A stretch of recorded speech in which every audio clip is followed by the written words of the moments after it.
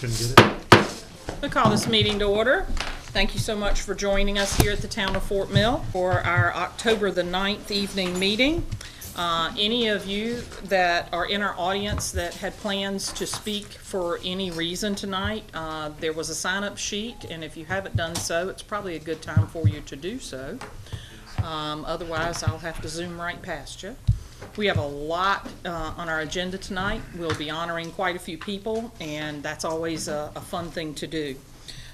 We've called the meeting to order, and I would like to ask Jonathan Henderson and the Mecklenburg County Young Marines to lead us in the Pledge of Allegiance, and then if you would remain standing for the invocation. Thank you. All right. I pledge allegiance to the flag of the United States of America and to the republic for which it stands, one nation, under God, indivisible, with liberty and justice for all. Heavenly Father, thank you so much for bringing us here tonight to do the business of the town. Thank you for our community and the wonderful people that reside with us.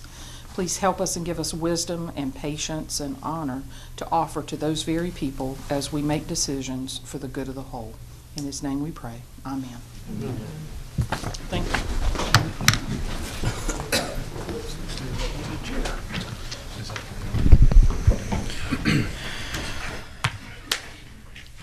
Council, you have the minutes of the 9/25 council meeting and council workshop as a part of your package. Any questions, deletions, or a motion? I have a motion to move to accept as read, and I have a second. Any further questions? All those in favor, please say aye. Aye. All those opposed, nay. Unanimous. Thank you. Pursuant to Section 246 of the Code of Ordinances for the Town of Fort Mill, any resident may appear before council for the purpose of providing public comments on any municipal matter except personnel matters. Those who wish to speak must sign the public comment sheet prior to the start of the meeting. Did we have one person sign? Did you sign? Oh, you're on the agenda. You're good. Okay. We have no one that has signed to speak this evening. Public hearing item number 1, an ordinance amending the zoning ordinance for the town of Fort Mill, Article 2, requirements by district, Section 1, R25 and R15, one-family residential districts so as to add private or semi-private clubs, lodges, and union halls as a conditional use within the R25 and R15 districts. We hereby open this public hearing. Do I need a motion? I have a motion? I make the motion to open public hearing item number 1. Second. I have a motion and a second. Questions or comments? Hearing none, we will close public hearing item number 1. Public hearing item number 2. An ordinance amending the Code of Ordinances for the Town of Fort Mill, Chapter 2, Administration, Article 4, Finance and Taxation, Division 4, Development Impact Fees, Section 2-306, Application and Exemptions so as to add elementary, that's for you, Joe, elementary, middle, and secondary schools and volunteer fire departments to the list of development activities which are exempt from development impact fees. Do I have a motion to open this public hearing? I'll make a motion when we open public hearing item number 2. Okay, I have a motion and 2 seconds. Any question? Comment? Hearing none, we will close public hearing item number 2. Public hearing item number 3. Oh, the numbers. An ordinance annexing York County tax map number 719-0000138, 719-0000181, 710-0000007, 719-0000008, 719-0000719, containing approximately 9.94 plus or minus acres located at 737, 757, 778, 792, 810 Ivy Field Drive. Do I have a motion to open? I'll make that motion. Have a motion to open? Second. All right. Any questions, concerns, comments? Hearing none, we will close public hearing item number 3. Public hearing item number 4, an ordinance authorizing a third amendment to a development agreement by the Town of Fort Mill, or between the Town of Fort Mill and Clear Springs Land Company, LLC, Clear Springs Kingsley, LLC, Close Family Real Estate Number 2, LLC, Clear Springs Springfield, LLC, Clear Springs Bradley Park, LLC, Springland Associates, LLC, Springland Incorporated, and Springs Close Clear Springs KTC, LLC, and Springfield Town Center, LLC, to amend the property subject to the terms and conditions of the development agreement and other matters relating thereto. Do I have a motion? Make a motion, we open public hearing item number 4. Second. Have a motion and a second. Any questions, comments? Yeah, can we get an explanation of what they're doing? Or Joe, wanting to do? would you like to give an explanation? Sure. The purpose of the amendment, this is an amendment to the existing Clear Springs Development Agreement. Basically, they're adding some property, which is the property on Ivy Fields Drive, which was the previous public hearing you just did a minute ago. They're going to add that to the development agreement upon its annexation into the town.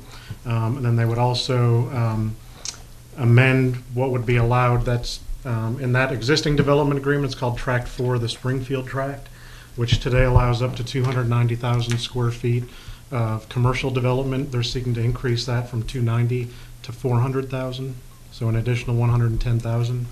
Also seeking to increase the number of residential units. Right now it's at 680, to increase that to 702, which is a net increase of 22.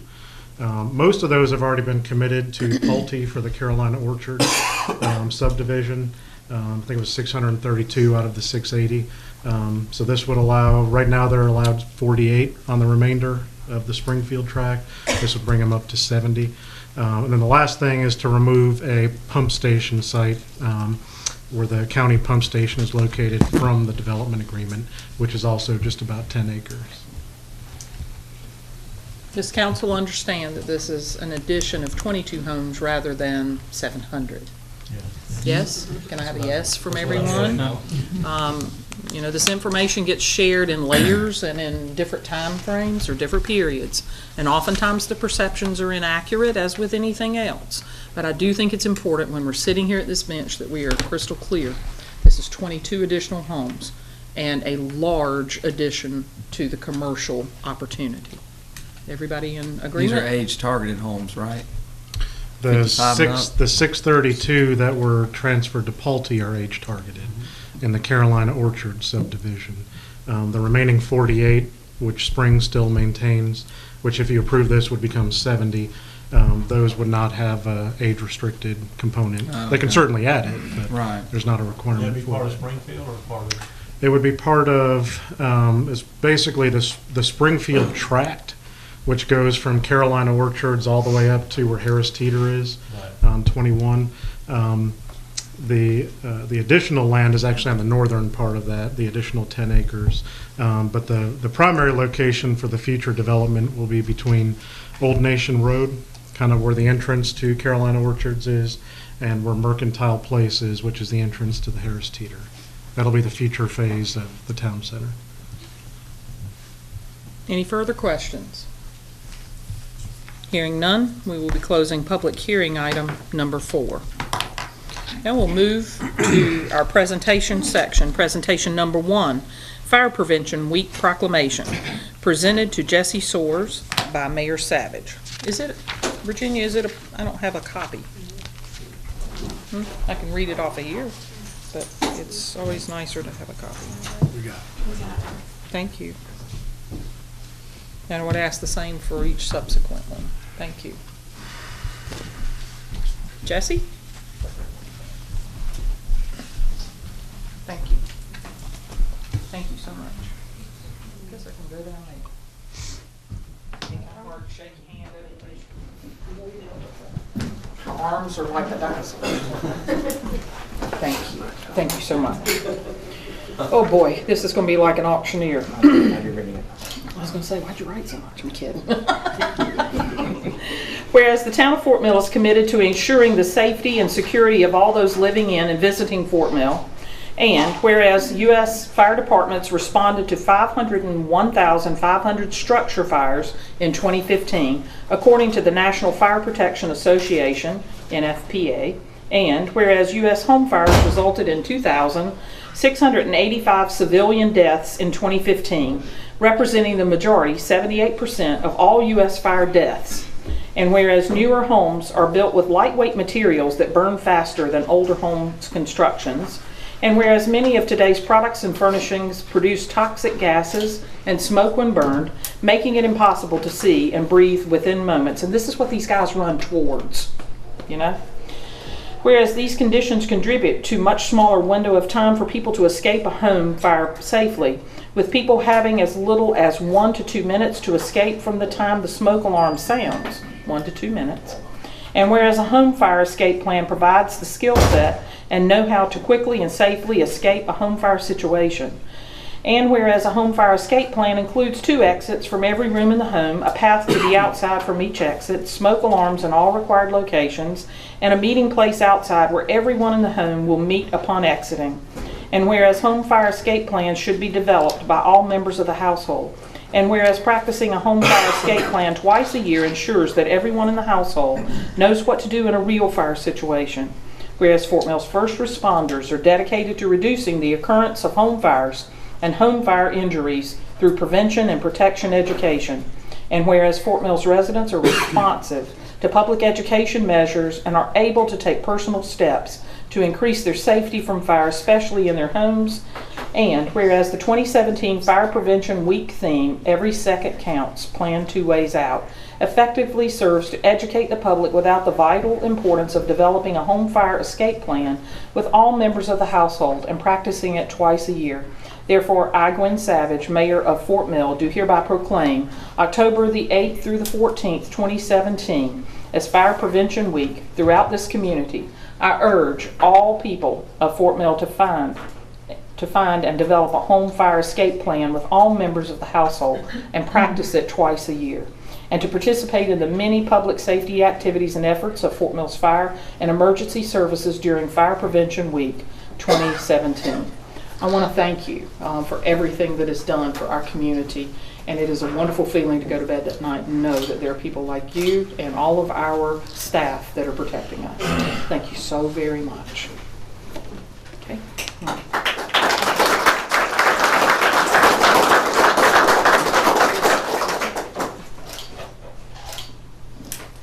Thank you. Thank you so much. Mayor, while you're there, Well, while I'm here. save you some space. Okay. This is Town of Fort Mill. Okay, thank you. Is there a person that I will be delivering this to for Red Ribbon? All right. And you have red ribbons. That's awesome. Come up here. Come up here, please. Oh, that's wonderful. Oh, my. Thank you. Oh, I like this. Thank you. Red's my favorite color. Thank you. Thank you very much.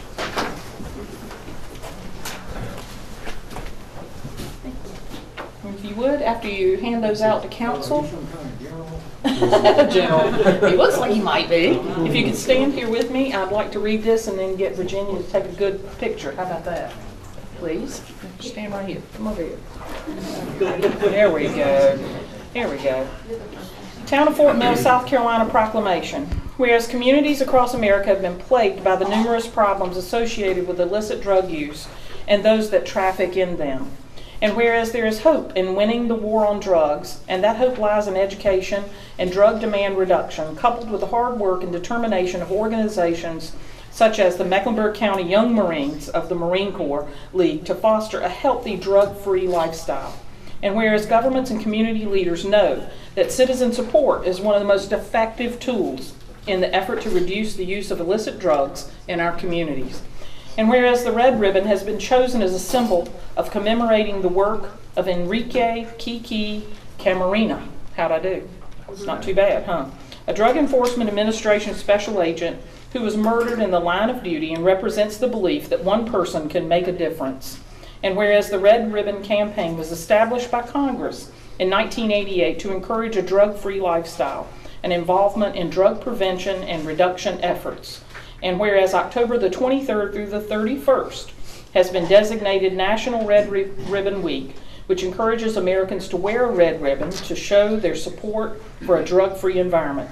Now, therefore, I, Mayor Gwen Savage, on behalf of the Town of Fort Mill Council, do hereby proclaim the week of October the 23rd through the 31st, 2017 as Red Ribbon Week in the Town of Fort Mill and urge all citizens to join me in this special observance. I can't thank you enough. It's really important to all of us. We all have children. We all have families. And the efforts that you're all obviously bestowing towards this and the work that you're doing, it's incredible and it touches my heart. And I'm sure it does every mother and father, brother and sister in this room. So thank you. And thank you. I'm just immensely proud for the work that you're doing. Thank you. You want to hold this and let's get a picture? Come on. You're more important. Let's get you up here.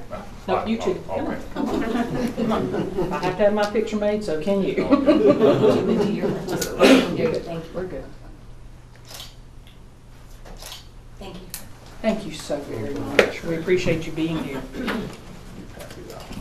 Any more? Yes, ma'am. Thank you.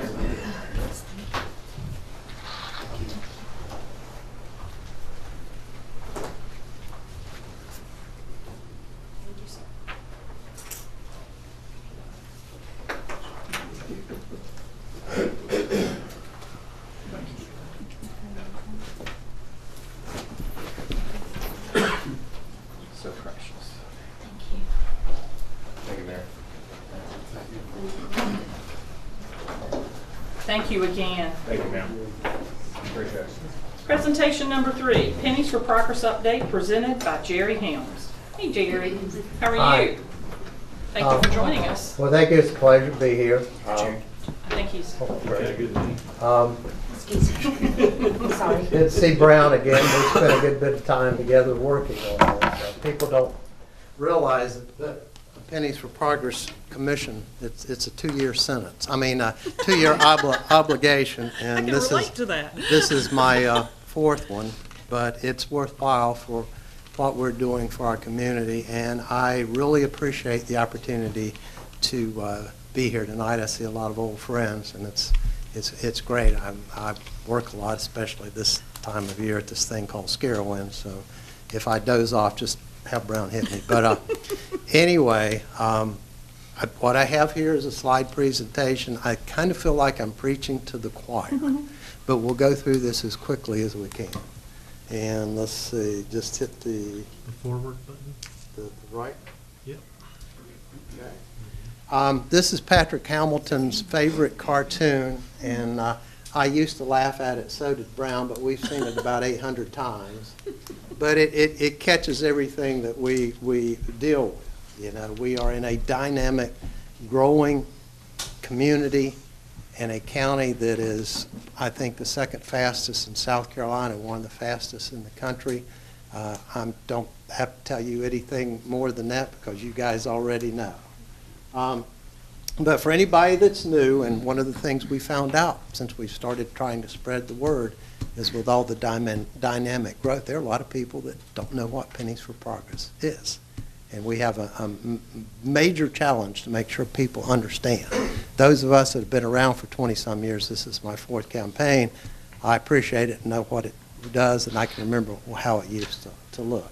But anyway, Pennies for Progress, for anybody that doesn't know, back in 1996, the South Carolina legislature passed a law that says that the counties had the authority to levy with voter approval a 1-cent capital projects sales tax, that it would be administered by the South Carolina Department of Revenue to keep up with it, collect it, and that to pass the referendum or to levy the 1 cent, it required an approval or a referendum that the voters said you can do it or you can't do it. It's passed in November and it would go in effect the following May.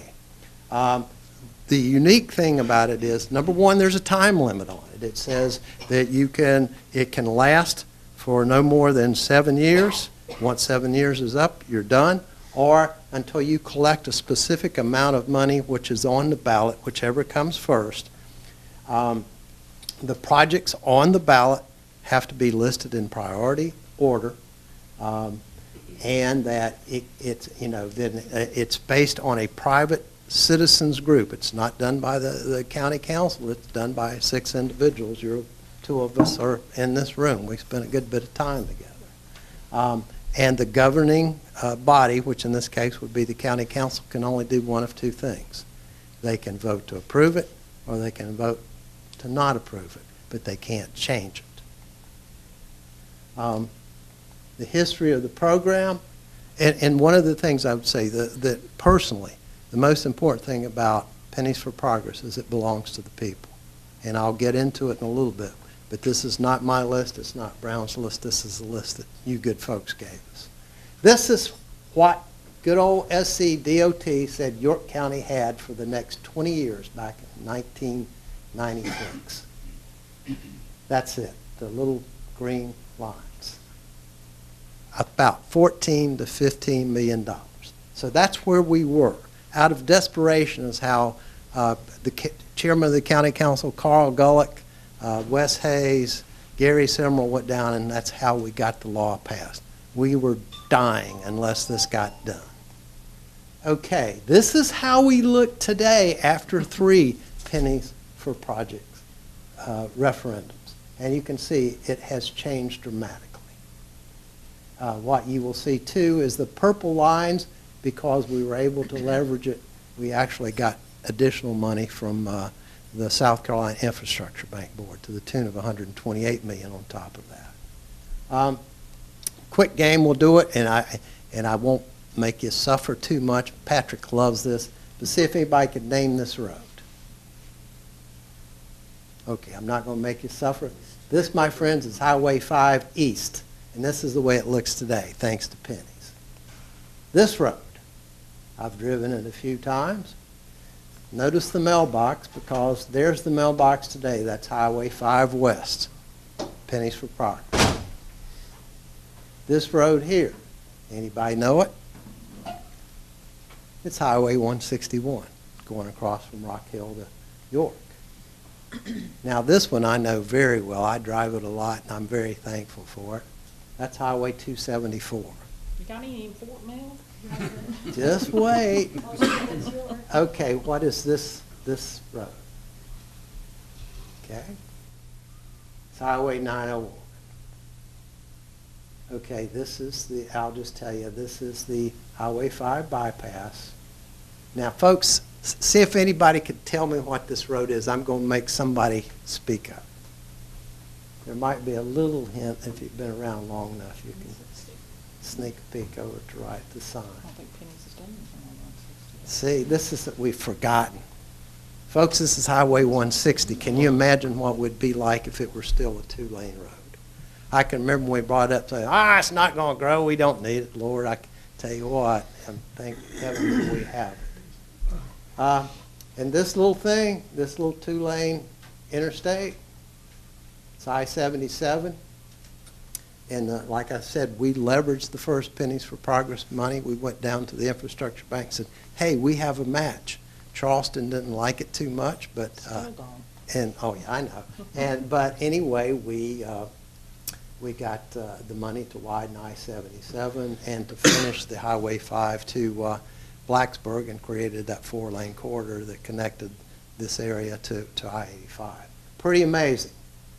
Up at Tega, the Hubert Graham Way, and just some aerials so you can see how spectacular that looks. It's just, I can't fathom where we would be without the program. And this little thing we all love to hate, this intersection, if you've ever gotten off at Gold Hill Road, and the Pennies for Progress, you know how you try to get off of there if we all suffer. And there's the traffic backup, and I've been in it more times than I'd like to admit, but this is what's coming. It's the first diverging diamond. It looks like spaghetti, but it honestly moves traffic very fast. I think maybe the first or second in South Carolina. They've utilized it up in North Carolina, up around Lake Norman.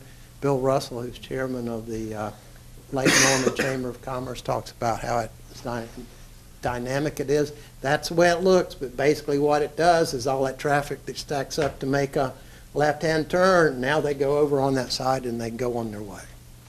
And once it's in, and that's coming for Pennies for Progress. And Pennies 4, just to talk about that, and Brown, you can jump in if I miss something, but we had one of the things we did, and I talk about this, I learned from time, Pennies for Progress belongs to the people. So what our commission did for well over a year is we went to Sharon and Hickory Grove, York, Clover, Lake Wylie, Tega, Fort Mill, and Rock Hill, and we got input. We said, tell us what you need. You know, we're here to serve. Initially, we tried to figure it out ourselves, but along the line, we knew that the people that live in the community know what they need the most. We talked to citizens groups, we talked to planning groups, economic development, school groups, and we received enough requests that if it was somewhere between $1.25 billion and $1.5 billion, and we had to work from there. But we asked everybody because we knew that we couldn't get it to give it to us in a priority listing. And of course, we submitted that. We finalized it and submitted it in May. The county council approved it in July, and the vote is on November the 7th. And I think that this is probably the most important one we've had to date. There's the list, and you could, most of you hopefully have seen it. The number one, we tried to clean up, and I'll talk about this in a minute, the projects that were left over. Remember, the projects are prioritized. Well, when we started in 1997, we were pioneers. We were a group of 6 people and county group trying to figure out how to do major roads projects and the cost and all those things. And when you're a pioneer, you don't have a map, you don't have a compass, and nobody's there to give you the right way. You have to figure it out. Fortunately, we won the first one. Then we got the second one through, but then oil went from $19 a gallon to like $70 and $80 a gallon, so there were cost problems. But those things, I'll talk about how they've been addressed. But at the top of the list, once those are done, hopefully we'll never have to worry about something falling off the list again. But that's why you do it in priority. There was a question, too, about resurfacing or doing potholes and to try to make the law work.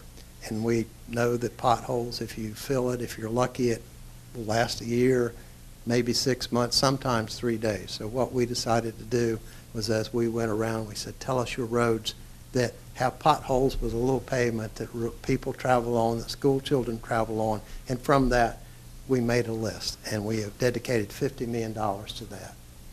And you can see down there the Fort Mill bypass, et cetera. What you will see is those roads represent every facet of the county. Again, it belongs to the citizens of York County, and so we tried to touch everyone, and that's the list. And you can go to penniesforprogress.net, and I'll talk about that and look and get more detail. But the total amount is right at $278 million. Fort Mill Tega project. This is what you've been waiting on. The number one project submitted from Fort Mill was the widening 5 lanes from I-77 to the railroad crossing of the, I call it the Fort Mill Southern Bypass. I think it's the Fort Mill Parkway, tune of $23.13 million. Brown and Danny Funderburk pushed to get that on there, and since it was number one, we agreed, and so that's on. Hubert Ground Way up there, a developer has put in a road, but Tega asked us to take it on out to Dry Run Road and finish it, and so we put that on the list.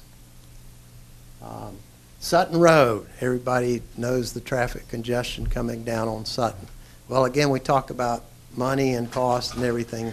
We wanted to multi-lane it all the way down, but unfortunately the money was tight. But what we did was we fixed the intersections with left-hand turn lanes to move the traffic. That's step one. And again, as you move forward, a lot of this we do what I call is create unstoppable momentum, so that once you get something started, they say there's no money, but sometimes it does show up. 5-lane widening of Highway 21 from 160 to Springfield Parkway. If you look up above it there, from Captain Steve's up to Highway 51, the previous Pennies for Progress is widening that, as well as over from Highway 51. So once that's done, you'll have a multi-lane all the way from the North Carolina line and from Carowinds Boulevard down to 160. The only section left, and we just didn't have quite enough money, was to take it from 160 to Sutton Road. But again, I'm hoping somewhere along the way that by us doing this, that the rest of it can get done in short order. If not, hopefully Pennies makes that the top project next time. That's one of mine I think is very important for all of us. Resurfacing, I talked about that. If you look, the A.O. Jones Boulevard, New Gray Rock Road, Harris Road, Holbrook Road, White Road, Regent Parkway. I think 3 of those roads go by schools, which we as Pennies, and me especially, young people, since I work in a business I'm surrounded by, that's very important. So, and this is just a picture of the roads that we talk about that are resurfacing. You can see how they're spread around. And this is what Pennies 4 looks like on the map. As you can see, even down in Sheridan and Hickory Grove, there were some things they needed. We took care of them. We were probably their only chance to ever get it. And you can see we tried to take care of the things over here as much as we could. It looks pretty impressive. It's a great start, or a great addition to what we have done. The benefits of the program. You know, if you go to the Pennies for Progress website, you will see our vision and mission statement. You know, and our vision is to have the best roads, the best and safest roads. But we made our decisions on our core beliefs, which I stood at an easel. This is how I ended up chairman. I raised my hand and asked for an easel, and I didn't realize it was pretty much a life sentence, but it's been a good thing. But I stood and made the group work until we completed.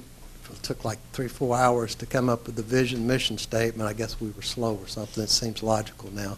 But our core beliefs, number one, safety. The most important thing we do is provide safe roads for the people that travel in York County. Number 2, connectivity. You got to be able to get from Clover to Rock Hill and Rock Hill to Clover, from Tega to Fort Mill, and move people around. That's how it is, because life is short, time is valuable, and you know, you just got to be able to move goods and services to build the infrastructure. Prosperity. You got to be able to create jobs. You know, if you don't drive business and industry, then families, and we are growing rapidly. I heard you talk about the additional retail for the development. Everybody's face lights up because that's what it does. People can provide for their family. If we have safe roads, make it easy to get there, and they can have a job, then we're creating the last thing, which we talk about, or one of the next thing, which is quality of life. And if you're caught in traffic, or you're driving on potholes or roads that are too dangerous, it's not a good thing. So that's what we did. And the last thing we added this time was integrity. Every meeting was done in the public, and regardless of who wanted to speak, even if it was the same person, meeting after meeting, right, Brown? We let them talk, and everybody's opinion mattered, and we did that. Like I said, the money collected in York County stays in York County. All the projects were selected locally by our commission. And as I showed you, we used the Pennies revenue as leverage to get additional funding, and I showed you on the map the I-77 and all of that. I can tell you that I've been working and helping the York County Council for several years to try to get the last infrastructure bank grant. And personal story, I was there with Janet Oakley, Bobby Hitt, and Dwayne Parrish of PRT. Bobby, of course, Secretary of Commerce. We had a topo map out, and I was talking about Exit 90 and how important it was because of this amusement park up there that's like in a super growth mode.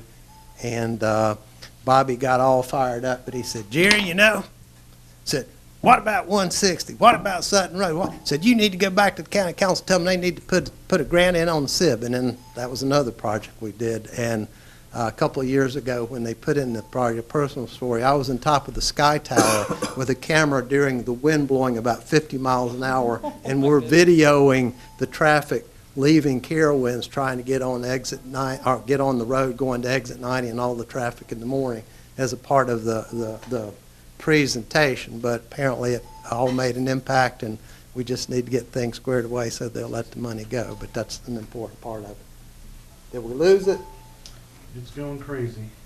Yeah, that's kind of the way roadways are. But, oh, it's the best part.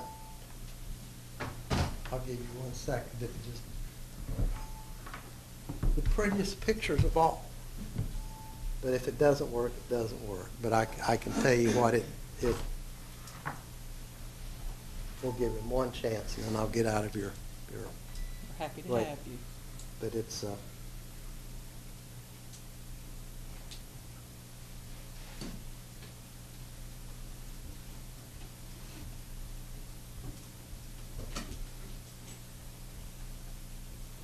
you know, it always happens. Anytime I do a presentation at Carowinds, it seems like you get almost, the COO of the company came down and he said, okay, what time's it gonna blow up this time?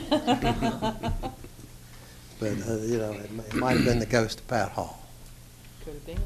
They usually do that to me. That's my signal I've been talking for too long. Well, while We've been working on the I've been- secret thing.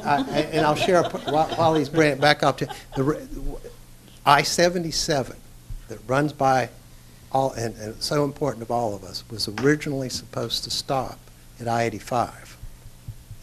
But in 1972, a gentleman named E. Pat Hall, who was building a theme park, went and talked to Strom Thurmond and some folks and says, gentlemen, if I'm building this park, the interstate needs to come down to Carowinds. And it did, and it actually ended at Carowinds Boulevard. But then it went to Rock Hill, then Columbia, and then we finally got it. So Mr. Hall's ghost, who's running around, we still owe him a debt. Now, are we at the end, or?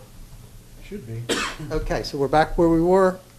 Let me run it. So just remember, this is where we were in 1996. This is everything. This is how Pennies for Progress, if we get everybody out and vote on November the 7th, this is what we will have done for our county, for ourselves, for our families, for our children, and our future generations. Will make the road safer. First one, we raised $190 million. The second one, we raised $184 million. The third, $170. Along the way, then we got the SIB grant of $132, and I really think the $215 we're talking about from the SIB this time, Bobby he did say that people in York County get it. The Pennies for Progress, and all we can do with economic development. He talked a lot about Fort Mill. And in this one, we're talking about $278 million, and you saw the projects. So the total is $954 million. We started with 15. So that's what we've done. And to make sure I didn't leave out anything, I think there's the only thing I didn't talk about was that we talked the cost estimates and getting it right. And you were there with me when we heard that wonderful presentation that was like paint drying.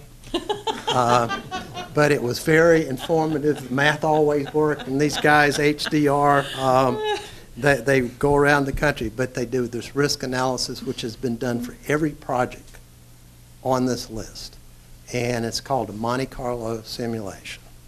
And I found out when I was working my financial plan, and he said, well, I'm running a Monte Carlo situation. I put my head down. I said, don't tell me about it. Just tell me what it is. But it's a great thing. Patrick Hamilton and the group have done a wonderful job. We were asked by the county council to clean up the projects that were left over. We put it at the top. We asked to try to help the roads and the potholes. We were resurfacing $50 million all around the county, and the list came from every municipality. We didn't do it. We didn't make the list. Patrick said, where are we going to get it? And I said, oh, this is going to be easy. We could have probably done $100 million, but we did that. And, you know, we did it priority-wise. You guys did it. We tried to respect it. We did as much as we could with the money we had. and it's great. And I hope you guys will vote to support us because it's going to take all of us. We've got a lot of new people that don't know about Pennies for Profit. We've got to get the word out. And the folks have forgotten, you got to point out all of these projects that we've done.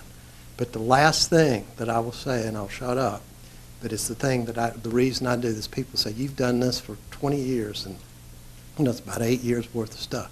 But I do it because I care. I do it because my dad, who was killed in an auto accident, told me to give more than I take and leave things better than I found it. But the most important thing we get for voting for this next Pennies for Progress and making our roads safer is the one thing we'll never know, and that's the names of the lives that will be spared. And statistically, Patrick Hamilton can show you how many it is, and it's hundreds. So thank you for your time. I appreciate it, and thank you for your help on the presentation, and with that, I will get out of your way. Thank you. Jerry, thank you so very much. You are...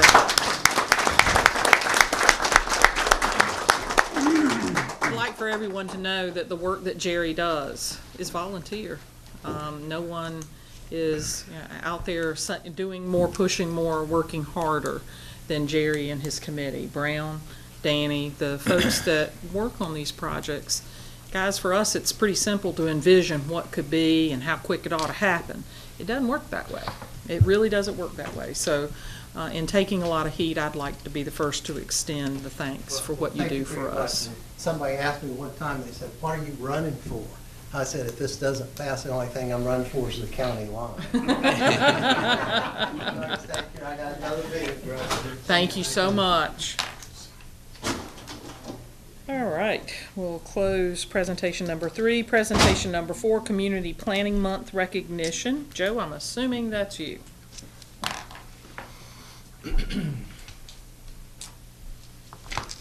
Thank you, Mayor, members of council.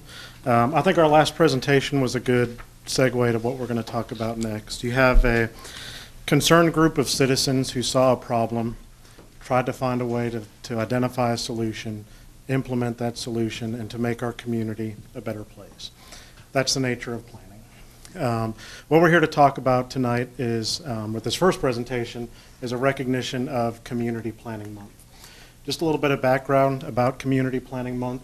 It is an initiative of the American Planning Association. There's hundreds, if not thousands, of communities across the country who adopt resolutions designating the month of October as Community Planning Month within their respective communities. And we offer our thanks to council at your last meeting back in September. You all did adopt a resolution naming the month of October as Community Planning Month in the town of Fort Mill, and we thank you for that. One thing that we would like to do tonight, I don't know that this has ever happened before. When you have a community plan, it's a piece of paper. What that piece of paper needs is people to see it through and to implement it. The town of Fort Mill is very lucky to have a lot of citizens who are willing to step up and volunteer and serve their community. It's not always high-profile stuff. A lot of times what they do you don't read about in the newspaper, but they give time out of their daily lives to come and serve the community and to try to make this the best town that they can.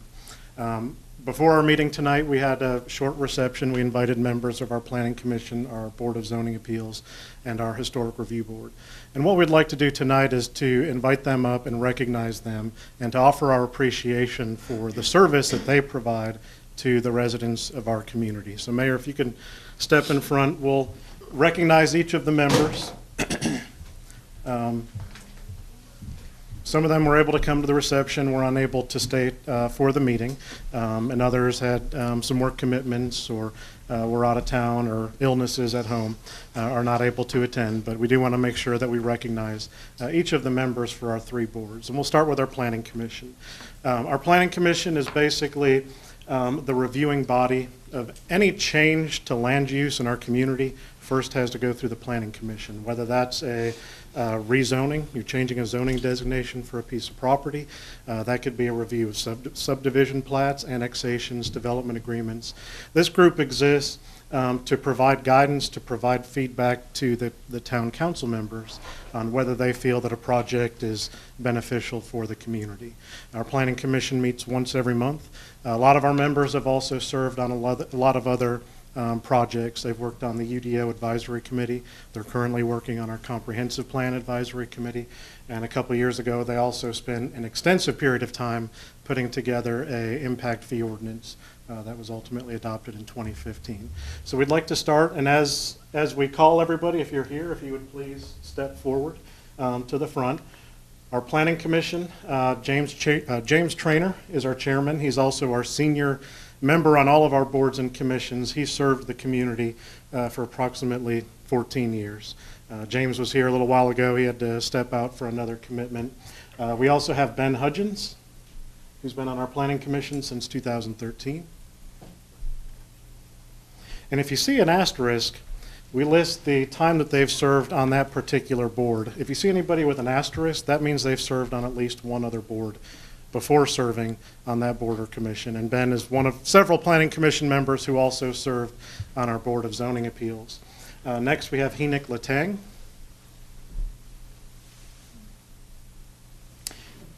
James McMullen.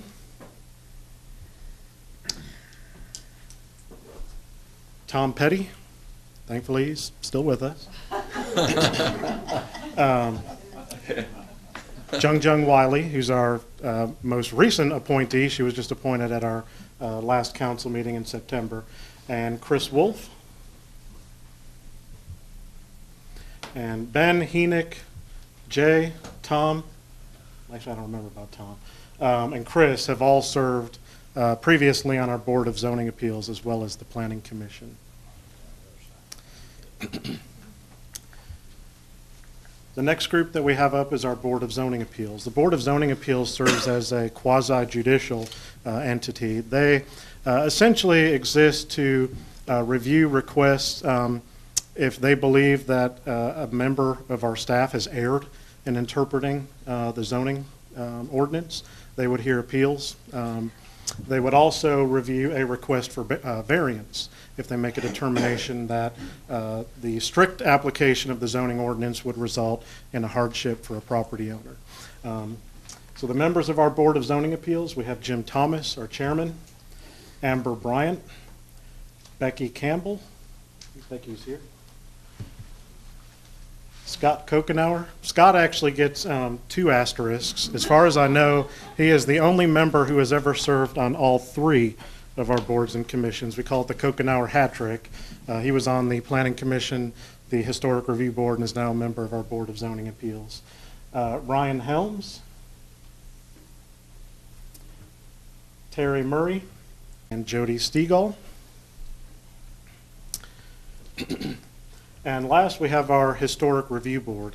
The town of Fort Mill has a fairly small but defined historic district, primarily our Main Street area and surrounding areas, as well as several historic properties. They review any modification or request to modify a building that's in our historic district. They've also been very involved in creating our new historic district design guidelines that were adopted last year. They are now reviewing applications for facade improvement grants, as well as applications for Bailey Bill tax incentives. The members of that board are Louis Roman, who's our chairman,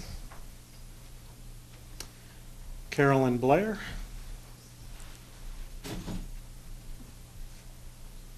Chip Heemsoth, Michael Hirsch, Jonathan Money. I always mangle this one. Nick Radovanovic and Melissa White. Did Melissa make it? I don't think she did. If you could all just join me in giving each of these folks a round of applause.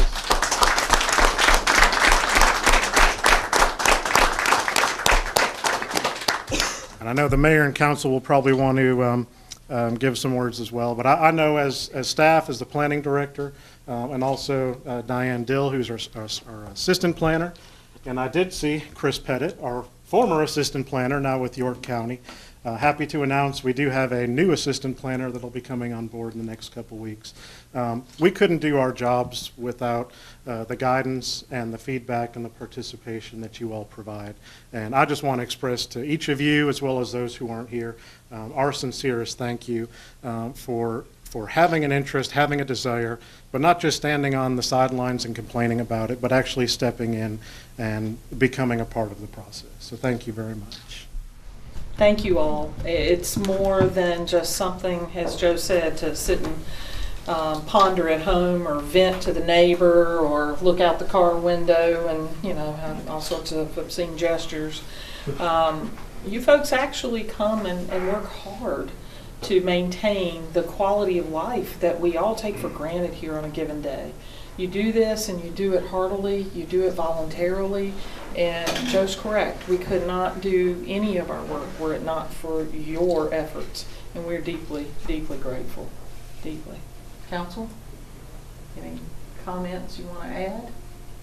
Thank you. Thank you very much. I attend the planning commission quite a bit. And I always like to say when they get to discussion of that item, there's nothing else to discuss on that particular item. So, they really do a thorough job. Yes, they do. Goes unnoticed in many sectors, so thank you. And if I can just make one more comment, most of these board and commission members do come and they'll attend one, sometimes multiple meetings per month, but they spend a lot of time outside of the meetings. They review materials in advance of a meeting. A lot of times they'll drive by a property, they'll talk to neighbors. So it's a very large commitment, not just attending one meeting per month. The last thing I just wanted to say, we do have several spouses of our board and commission members here tonight. And I also want to thank them for allowing your husband or your wife to come and take the time to serve as a member of our boards and commissions. You know, they're not just coming and giving their time to the community, but it's time away from you and their families. And I think that's something that we would also need to recognize as well. Everything good comes from you guys. Thank you.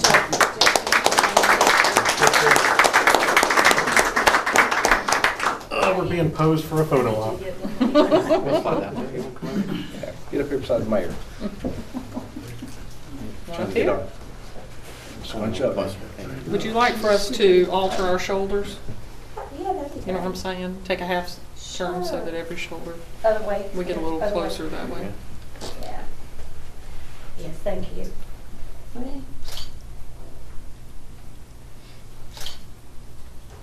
Have to be careful, I got double heads on shoulders. Behind you. Thank you. Thank you so much. We appreciate you. Thank you, Joe.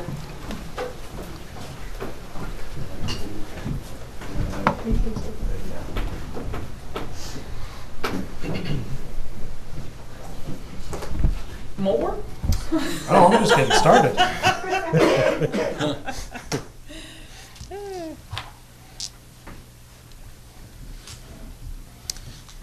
Ready for the next one? Yes, I am. Okay. We'll do presentation number 5, facade improvement grant presentation, the cutting room, 241 Main.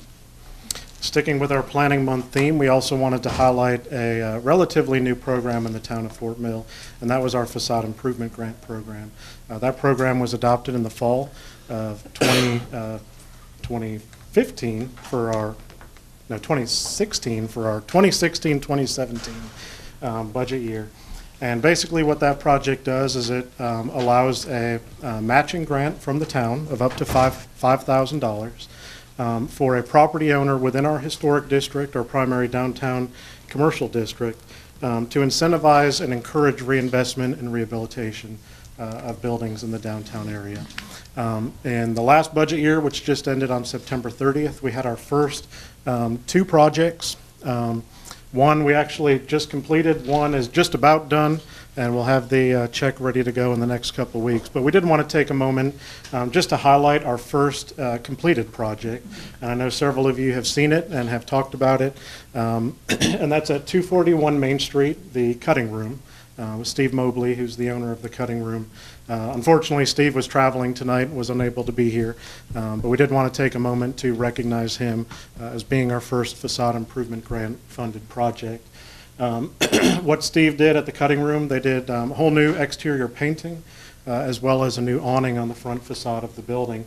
The town provided a matching grant in the amount just a little over $4,000, which the grant program will cover up to 50% of a project's cost. And Caroline had put a side-by-side picture together. You can see, that building, I think, has kind of been brought back to life, going from a drab kind of gray-brown color. It kind of pops on the corner. As soon as they put that awning up, you kind of look at it twice, say, is that new? But the building looks fantastic with the new paint job and the new awning. So we do thank Steve for participating in that program. And he also put his own money into that building too. So we appreciate that, helping to continue to lift and revitalize our downtown district.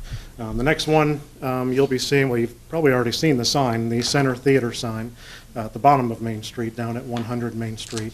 That was our second facade improvement grant project.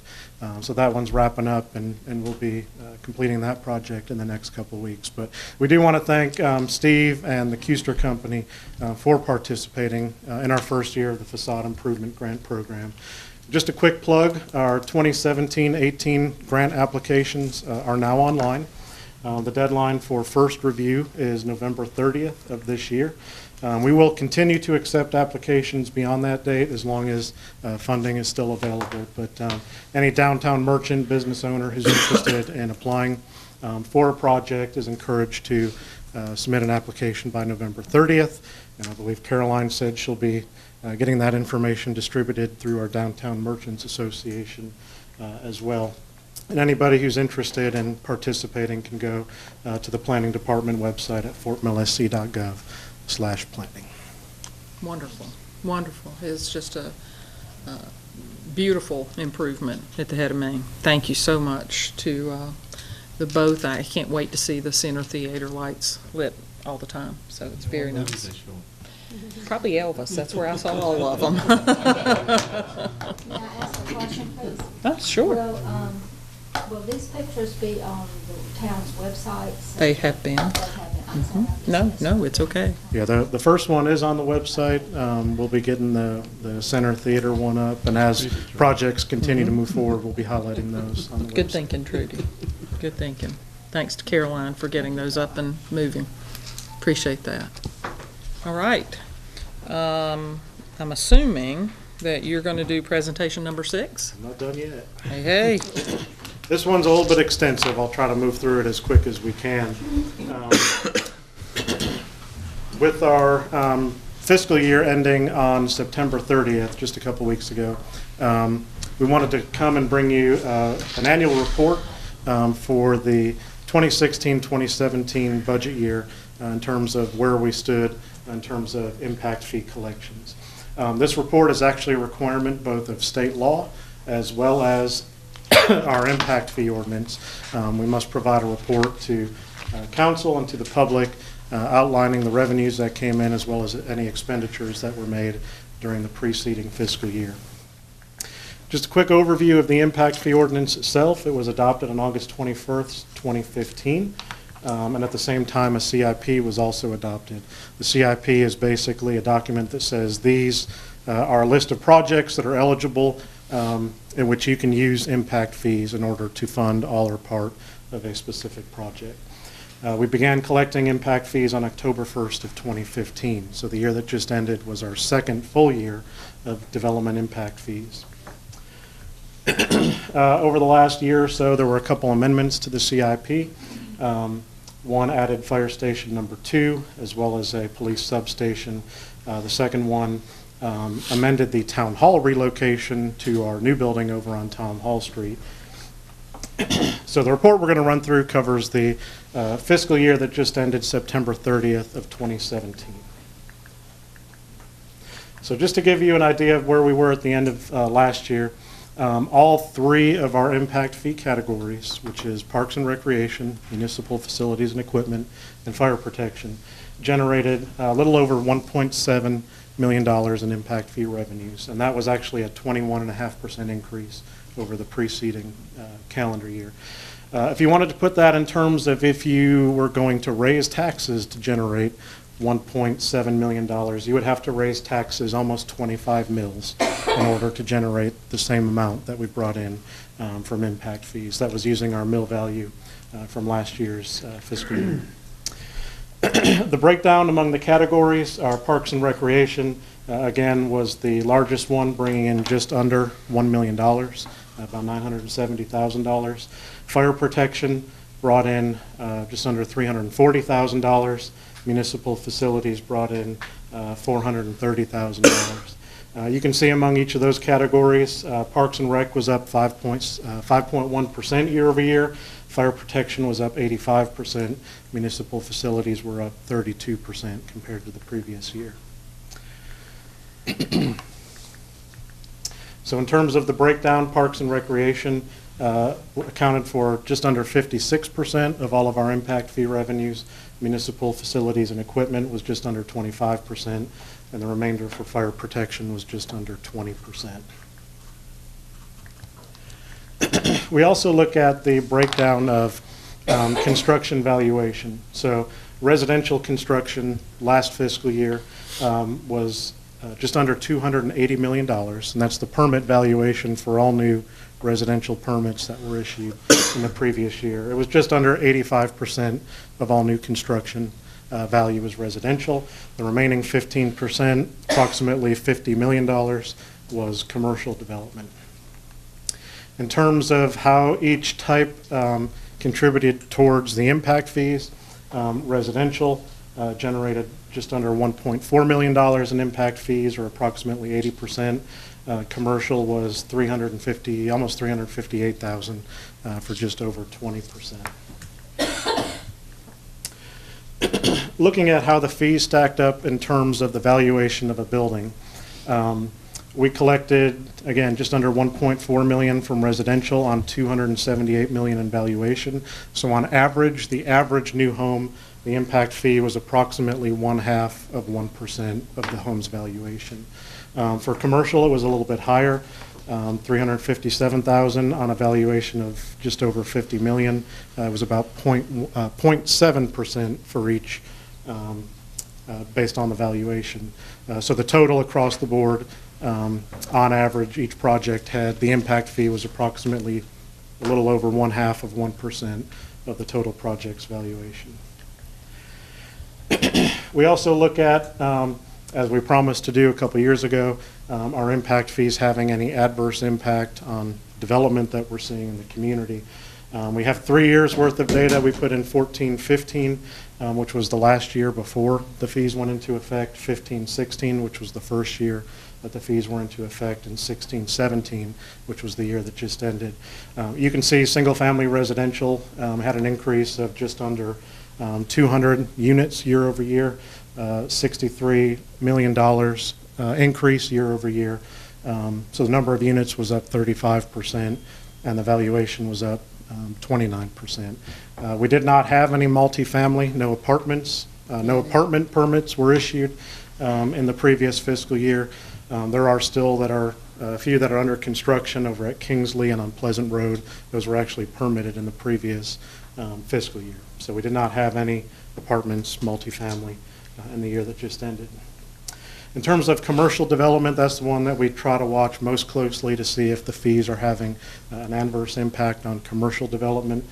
This year we did see the actual number of projects did dip a bit, about half what we had the previous year, but you will see the total square footage that was built this year, or this previous year, was up almost 56,000 square feet, an increase of 22%, and the valuation of new commercial construction was also up by about almost $13 million, which was a 34% increase. So that's a number we'll continue to watch as we go forward. So basically, as far as where we are for each of the categories, for Parks and Recreation over the last 2 fiscal years, plus interest, we have about $1.9 million available for Parks and Recreation project. projects. To this date, council has not spent any of that money, so it's all available for projects. There are a couple projects that were included in the fiscal year 17-18 budget, which are eligible for impact fee funding. So there was some money set aside for land acquisition for future park expansion, $200,000 for design of the future park at Waterside at the Catawba, and also a portion of the cost of an amphitheater. And I put an asterisk because that's one it is eligible, but we would have to add it to the CIP before you could use impact fees to fund it. For fire protection, last 2 years plus interest, you have a little over $500,000 available. To this date, have not spent anything, but again, there are some dollars that are set aside in this upcoming, this current fiscal year, 17-18, to start using some of that funding. And you'll ask, well, why is the number higher than what we have in the bank right now? Because we're going to continue to collect impact fees over the next 12 months. So you have a little over $500,000 set aside for Fire Station number 2, which will be located on the southern bypass across from the high school that's currently under construction. For municipal facilities and equipment, we're showing a little over $750,000, $756,000. In a previous vote, council did vote to take those funds and to reimburse the capital projects fund for the funds that were used for the acquisition of the building on Tom Hall Street, which is our new town hall facility. We do have a couple other items, and these are actually carryover from last year that are included in our fiscal year 17-18 budget. One of them is an update to the impact fee study itself, which is the basis for the fee schedule. The reason why we would do that is because the last couple of years since the fee schedule or the fee study was done, we've had a lot of new employees that now work in the town of Fort Mill, primarily at Kingsley. So if we update that study, we anticipate the per employee cost for impact fees would go down, which would help potentially reduce the commercial impact fees once that study is completed. The other one is a comprehensive plan update. As I'm sure you're all aware, serving on our advisory committee, we are looking at our future long-term needs for the community as part of the comp plan update. And as additional projects are added to the comprehensive plan, they may also be added to our CIP to become eligible for impact fee funding. In terms of community benefits, the 2 years that impact fees have been on the books, they've generated a little over $3 million, almost $3.2 million. Same bullet point we had last year. We don't say that these are a be-all, end-all. These are an additional resource that's available for capital projects related to growth. And again, the 24.5 mils is what you would have had if you were going to generate that money through bonds or taxes. You would have had to increase the tax rate almost 30% in order to generate that same amount last year. The year prior was 22.5 mils. And again, we're continuing to not see an impact on the residential development. We do continue to see commercial development taking place, and as I said before, while the number of new commercial buildings did decrease, total square footage and the valuation of those buildings increased over the previous year. One thing that we're going to continue to watch, last year, commercial represented about 15% of the valuation of all new construction, but was actually 20% of the impact fee revenues. We want to make sure those numbers aren't getting out of whack and making adversely impacting our desire to try to bring in additional commercial development. And we do note a couple of years ago when the fees were put into place, council did approve reduction in some other fees, primarily on the commercial side. We did have some modifications to our building permit and plan review schedules. The primary beneficiary of those are projects over $1 million, which by and large are commercial projects. So with that, I will open it up if you have any questions. Council, you have any questions for Joe? Joe, you had said early on about some apartments on Pleasant Road. Mm-hmm. They're adjacent to some existing apartments near, I think one of the roads is called Murray White Road. It's on Yeah. Pleasant, just past Pleasant Knoll Okay. Elementary and Middle on the right, headed towards Carolyn. Yeah, the Before- first phase was built in the county, the second phase, which is 98 apartments, those are actually in the town limits. See, that's what confused me, because I knew that the ones that I'm familiar with were in Mhm. the county. Any further questions? Joe, thank you for the Thank you. excellent summary and all the presentations. Thank you so very much. Old business items. Old business item number 1. And before we head into that, I would like to welcome, I believe this is Scout Troop 832. Is that correct? Could you have your young men stand up so we can all welcome them? You're here working on merit badges, is that correct? And what type merit badge will you get when you finish? He's also with 130. Mm-hmm. Go ahead and stand up.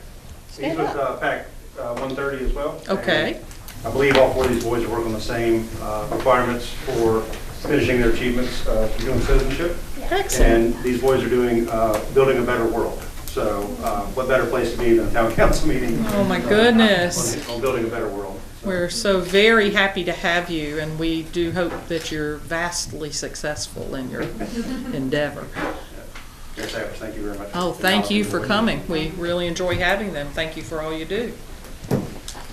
Old business item number 1, second reading. An ordinance amending the zoning ordinance for the town of Fort Mill, Article 2, Requirements for Districts, Section 1, R25 and R15, one-family residential districts, so as to add private or semi-private clubs, lodges, and union halls as a conditional use within the R25 and R15 districts. Staff recommendation is to approve. Planning Commission recommendation was unanimous to approve. Do I have a motion? I'll make that motion. I have a motion to approve. Do I have a second? Second. I have a motion to approve and a second. Do we have any questions, comments? Hearing none. All those in favor, please say aye. Aye. All those opposed, nay. It was a unanimous decision. Old business item number 2, second reading, an ordinance amending the Code of Ordinances for the Town of Fort Mill, Chapter 2, Administration, Article 4, Finance and Taxation, Division 4, Development Impact Fees, Section 2-306, Application and Exemptions, so as to add elementary, middle, and secondary schools and volunteer fire departments to the list of development activities which are exempt from development impact fees. The staff recommendation is to approve this. Do I have a motion? Make a motion, we accept old business item number 2. Second. I have a motion and a second to approve. Any questions? Comments? Hearing none, all those in favor, please say aye. Aye. All those opposed, nay. Thank you. Old business item number 3, second reading, an ordinance amending the Code of Ordinances for the Town of Fort Mill, Chapter 2, Administration, Article 2, Mayor and Council, Division 1, Generally, Section 2-26, Salary, so as to amend the annual salary of the mayor and members of town council. Move to accept old business item number 3. I have a motion and a second. Any questions, comments? I'd like to make one comment. Right after I was elected the first time, David Huspeth was the town manager. And he invited me in and brought me up to date and showed me the sewage plant and some other things. And he said, and I was talking about salary. I said, salary? I get a salary? He said, yeah, you get $250 a month. And I was just astounded that I got money for this. So that tells you why I vote the way I do on this issue. Any further comments or questions? Hearing none, all those in favor, please say aye. Aye. All those opposed, nay.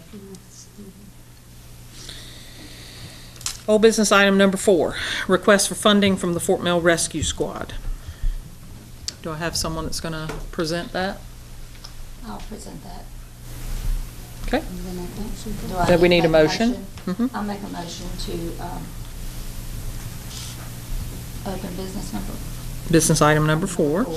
Do I have a second? Second. Okay, we have a second. Trudy, would you like to make some comments? Yes, I would, please. I know tonight several people have made comments about growth, about things not being like they used to be, and that's true. And I'm not going to go into a lot of that because we all hear that. Some of us hear that daily. I know that there are 4 of us on this council that grew up here. We were born here and we grew up here. One person has lived here 30 years, so he's not quite a native, but he may be one of these days. But during those years, we didn't have Piedmont, we didn't have CMC, we didn't have anybody to take care of us if we were sick in this town, except Fort Mill Rescue. And I just wanted to give you just a few comments about Fort Mill Rescue. They have been in our town and taken care of us for 60 years. It is true that several years ago, 3, 4, 5 years ago, there were a lot of changes made in our county. Fort Mill Rescue, along with the other entities, really did not have a lot of say-so about how things were structured, how the changes were actually made. Fort Mill Rescue now does have to go out on calls just like the regular EMS units. However, I know that that is a problem for some folks. That is a problem for some of my fellow council members. But what I would like to let you know tonight is a few other things. Our local EMS folks love this community. They have always loved this community. They do things without any payment. Now, I know some of you say, well, they should go ahead and pay a charge, and then, you know, they would be ahead of the game. That's not the way they are. A lot of them are volunteers. Some of them are paid.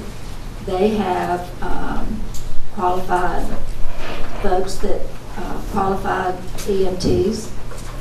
I don't know all of the names for everybody that are on the clubs, but I do know that they are qualified. In 2016, they were at 622 events here in Fort Mill. That could be some kind of a nonprofit event where they wanted someone there that in case there was an accident, in case someone got sick. 622, and they did not charge for that. Sure, that was money that they could make. The standard cost or the standard price that they charge is $350 per hour. So if they are in an event for 3-4 hours, sure, they can make some money, but they don't because they feel like they are part of this community and this is what they're giving back to the community. They also are in the rotation so that if they come up in the rotation, they do transport patients to the hospitals. Last year, I didn't do all my numbers right. Last year they did 49 critical. They did 983 that were not critical, and then 435 that were just very minor that they transported. So I'm asking my fellow council members to take all this into consideration when it comes up to vote to give some funding to the rescue squad. Okay, thank you, Ms. Trudy. Do we have comments, questions?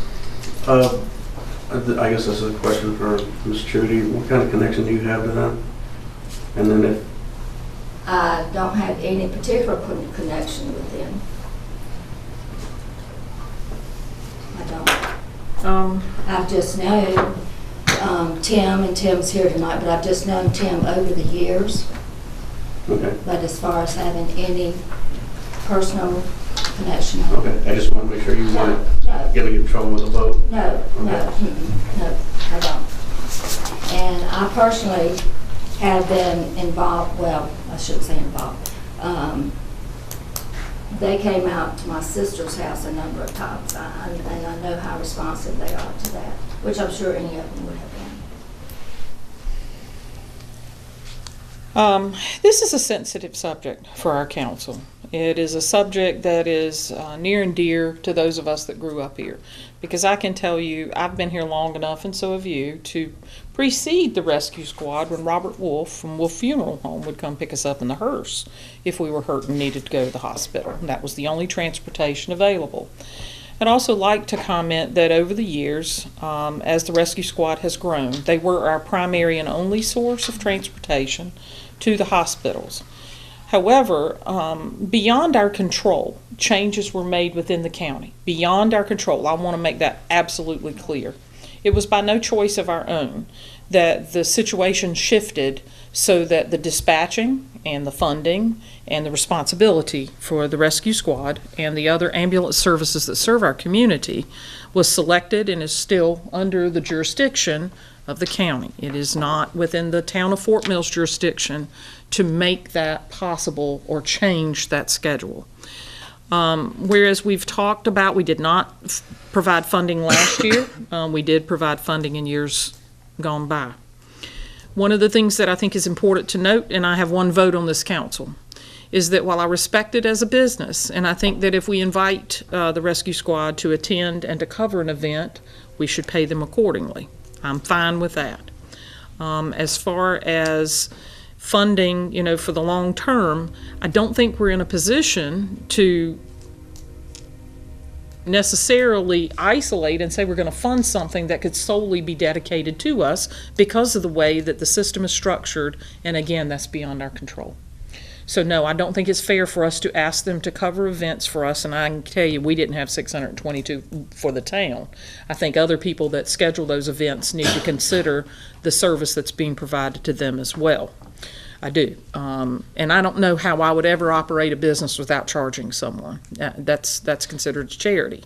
So I'm not sure how I would make that happen. So with that, we have a motion on the table. Can I make one comment? Yes, you can. Since I used to be on the rescue squad years gone by, but since the rescue squad has went into the county rotation, we have a fire department now that is fully staffed with EMTs that are doing a lot of stuff that the rescue squad used to do, and they're also first responders along with the rescue squad. So that's the only comment I want to make.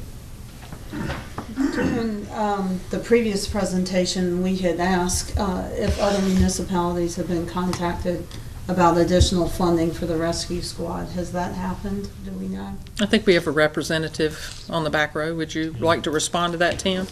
Because we're primarily based here, and pretty much 80+% of our call volume, if not more, is within what was considered the Fort Mill Rescue Squad jurisdiction. I have not reached out to any other councils or otherwise.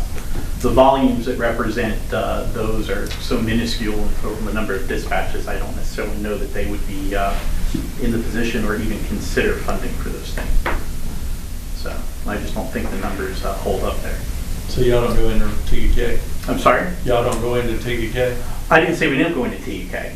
It's just when you look at 120 to 140 dispatches a month, where 80+% are in the Fort Mill Rescue Squad, what we would call the proper rescue squad jurisdiction, from 82 to 90 from the Lancaster County line to the Mecklenburg County line. The handful, the 10 or 12 that fall in TEK, or the 10 or 12 that fall in Rock Hill, or the one that fell in Hickory Grove, I don't think justifies asking those agencies to necessarily financially back the rescue squad. And I think it's worth noting that the focus and a lot of the questions I've received personally are on transport volume, right? We strive to take those operations and cover them from the revenues that are generated from the bills that are paid to do that. If the majority were able to do so, the contribution that we used to receive from the city helps offset the costs of the associated services that we provide for free. So for example, when your fire department is out on a structure fire and leverages the fire rehab unit from the rescue squad, that's sent out for free. And the ambulance that goes with it is taken out of rotation to provide those services to the firemen. If they're out there for 4 hours, they're out there for 4 hours, not generating revenue. Every bottle of water that goes out of the trailer is an expense that we pick up. Every Band-Aid that goes out of the trailer is an expense we pick up, and it's associated with 0 revenue streams whatsoever. So the ancillary services we provide to the community is where this type of funding actually went to help.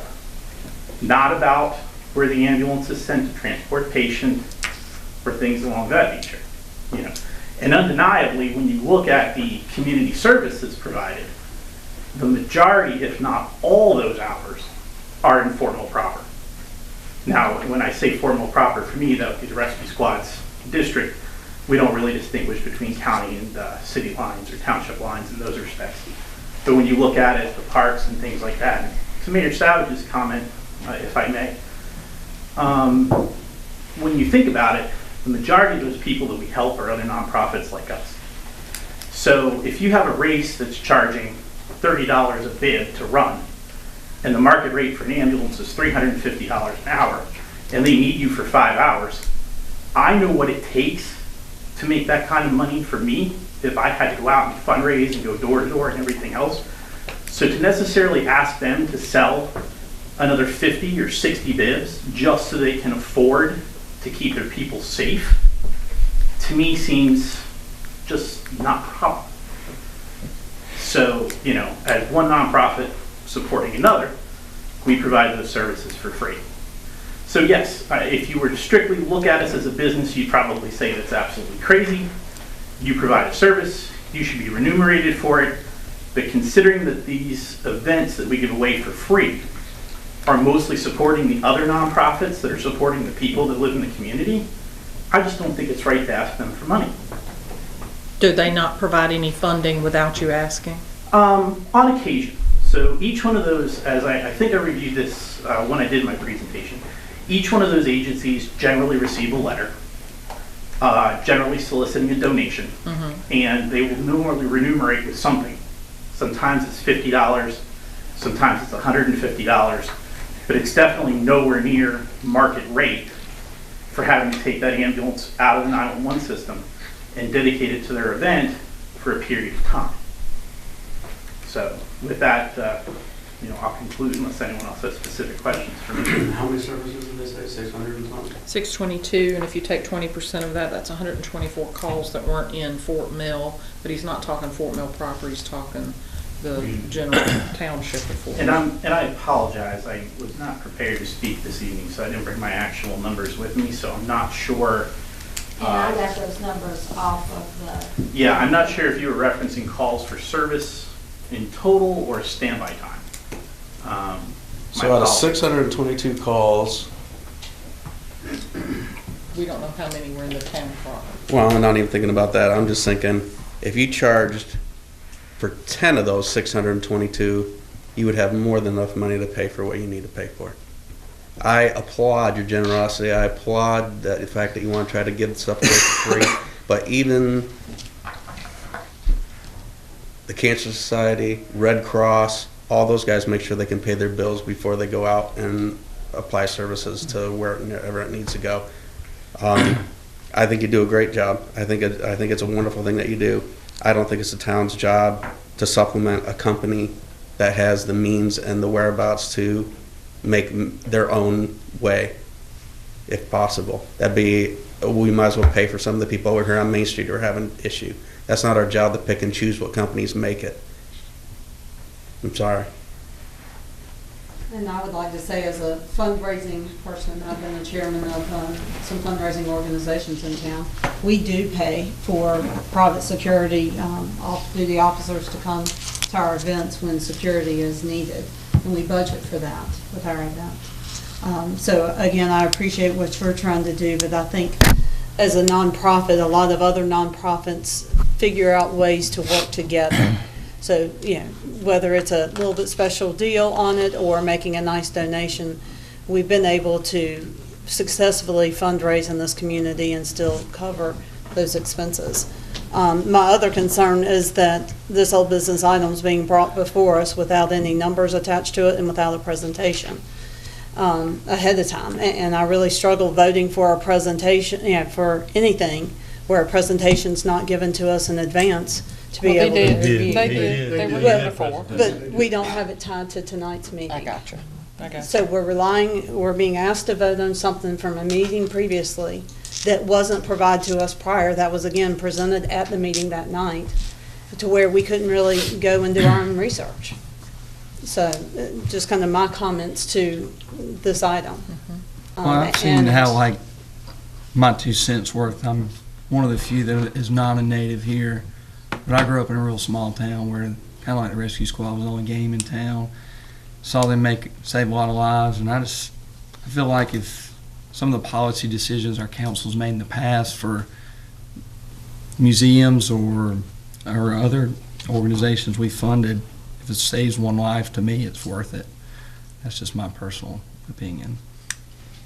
I think too, when I think of rescue squad, I think of what happened several years ago when they started this dispatching mess. And it was deliberately set up to run our rescue squad out of business. That's the purpose, that's what they did, and it just about accomplished. And I just got one warm place in my heart for them. I agree with you, Larry. I really do. I'm going to be a naysayer on this side. I have a warm place in my heart for them and the work that they do, and I might leave here tonight and need their services. I might. But I also think there are numerous organizations, church-related, school-related, civic group-related, that could make use of additional funds that do good work. Now, are they life-saving? I don't know. I look at the kids that are trying to prevent drug use. I'd say on the long haul, safety patrol. They're out there trying to make safe pathways to the schools. I think it's really difficult, the position we're in, because we don't get to decide who serves us. And I think that's really hard. I think that's hard. And I agree with you. I think years back when this was started, it was to squeeze out the volunteer services that were here. I have no doubt of that. I'm just not sure that the funding, other than we fund per event, is going to save it. I don't know. I don't know what that looks like. But the presentation that Tim gave us before was complete and thorough and worthy. I'm very grateful to have those services. But I have a hard time linking ourselves, or at least from my perspective, to one. And how do I determine which ones?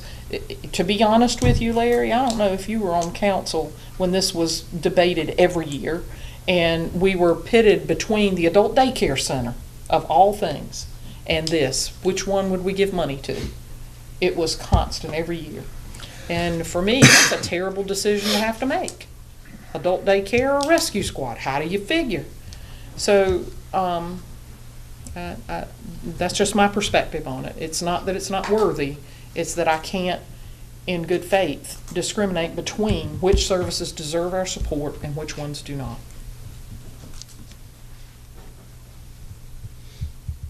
So where do we go from here? Do we have a vote that we need to take? Ms. Heaton As asked a- us to put this on the agenda, and Yes. that's, So I guess we need to vote. And it's right. It's right to do it. So we need to vote. What are we voting for? I'd like to make a motion, because I'd like to make a motion that we work with the Fort Mill Rescue Squad and find a way to fund, give them funds when they are helping us with an event, because I think that's wrong to ask someone to help us and we not compensate them as we would anyone. Just like Lisa said, you have to plan for those things.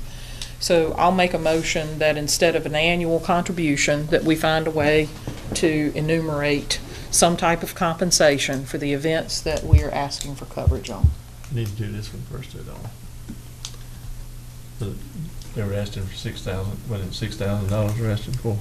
The only motion on the table is to open discussion. That's what I thought it was. I'll second Gwen's Matt. motion. Trudy, you had something to say? I was just going to say, I know that generally they're at the Strawberry Festival. So are you saying any other, it would have to be an event that we ask them to, okay, participate Hire them in? just like any other vendor. They come to the Okay. Strawberry Festival, we pay them. They come to Okay. the Okay. crawl, we pay them. They come to the Movies in the park. movies in the park, we pay them. when needed, when requested, yes. Yeah, and this doesn't preclude us from having this discussion again next year. You know, it seems to be an annual discussion. But that's the motion that I feel like is some center ground to not leave you without, you know, something that we feel we can do legitimately. And if the rest of the council doesn't agree, that's fine, but that's the middle ground I could choose. Do I have another motion? I'm sorry, you can't talk during our motions, Tim. I'm sorry. I did second Gwen's motion. You have a motion and a second. Got a motion and a second. Any Lisa, further second. comment? So the motion is to, Find a method to compensate when we ask them to support us at an event. be it be a flat fee or a negotiated contract fee for X number of Hours or whatever. hours So you know or, exactly or When requested. when requested. Okay. Any further questions? Hearing none. All those in favor, please say aye. Aye. All those opposed, nay. Hey, Okay. Got 2 nays, 5 ayes.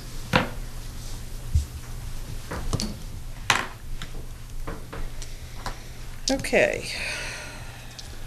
New business item number 1, resolution to appoint Jesse Soares as code enforcement officer for the town of Fort Mill. Do I have a motion? Make a motion, we accept new business item number 1. Second. I have a motion and a second. Do we have any questions, comments, joyous balloons, and we're so happy to Fireworks. have a code enforcement officer on the ground, so, And Mayor, just yeah. for the public, Jesse is our new fire marshal also, so just wanted to know we're gonna that. keep him busy, aren't He's we? a busy man already. And that's Jesse behind you? That's him. Okay. Hadn't met him yet. That's All righty, all those in favor, please say aye. Aye. All those opposed, nay. Thank you. New business item number 2, first reading, an ordinance annexing York County tax map number 719-0000138, 719-0000181, 710-0000007, 719-0000008, 719-0000719, containing approximately 9.94 plus or minus acres, located at 737, 757, 778, 792, and 810 Ivy Field Drive. The staff recommendation is to approve. The Planning Commission recommendation was also unanimous for approval. Make Do I- a motion to accept new business item number 2. Thank you. Second. Have a motion and a second. Any questions, comments, or discussion? And again, where's Ivy Field Drive? This is the one 21 near behind the new Springfield, Harris where Teeter. they're gonna. Gotcha. And again, this is 22. only adding 48 homes, not 722 22. 22 homes. 22. Not Yeah, I'm 700 holding your something feet to the homes. fire. 22. I ask a question? I don't know if I can or not. I live right across the street. Yes, sir. These are not apartments, right? No, sir. These will be homes. No, they want to expand the commercial base. Anything but townhomes or apartments. Are they apartments or anything? As far as we know, no. You got our support on the other side. Thank you. That was worth letting you talk out of turn. I'm kidding. Okay. Any further conversation, discussion? Hearing none. All those in favor, please say aye. Aye. All those opposed, nay. Unanimous decision. Thank you, sir. I'm just teasing you. You know that.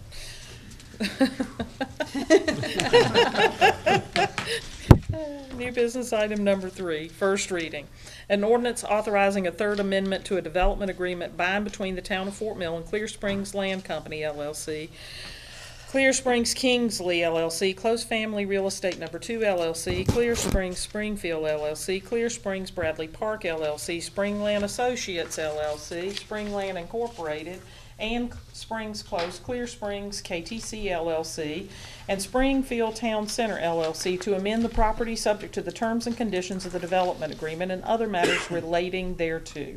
Staff recommendation is to approve. Planning Commission recommendation was unanimous also to approve. This is Ward 2. Mr. Helms, do I have a motion? Motion to accept new business item number 3. I have a motion to accept Second. and a second. Any questions, comments? Joe, to follow up on the gentleman's question, according to the development agreement, Bless you. these are homes, right?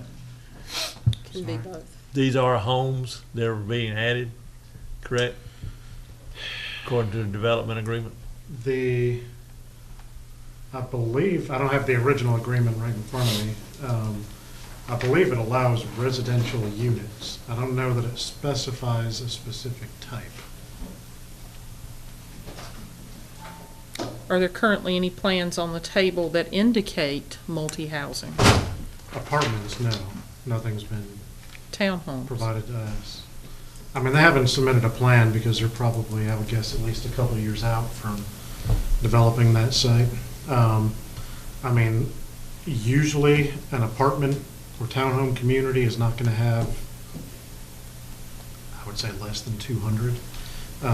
The fact that they're going to be capped at only, right now, 48, 72 if you adopt this amendment. The only apartments I know that are in that range are the Greens right here at the top of Main Street. So I wouldn't say it couldn't be done. If you wanted to incorporate that as an amendment to the agreement, that those could only be single family, that would probably be the best way to do it. I'd like to modify then to do so. I'd like to modify the motion, or I think the right term is to make another motion, amended motion. Is that correct? Or Ronnie can restate his motion and include that. Well, only if he chooses to. Right. That's fine. Exactly. No, I've got to wait for you to decide if you'd like to amend your motion or not. I would. You would like to amend your motion to say what? Or restate your motion Yeah. to include. I move to accept new business item number 3 with amendment of saying homes only, Single family. single family homes. Single family.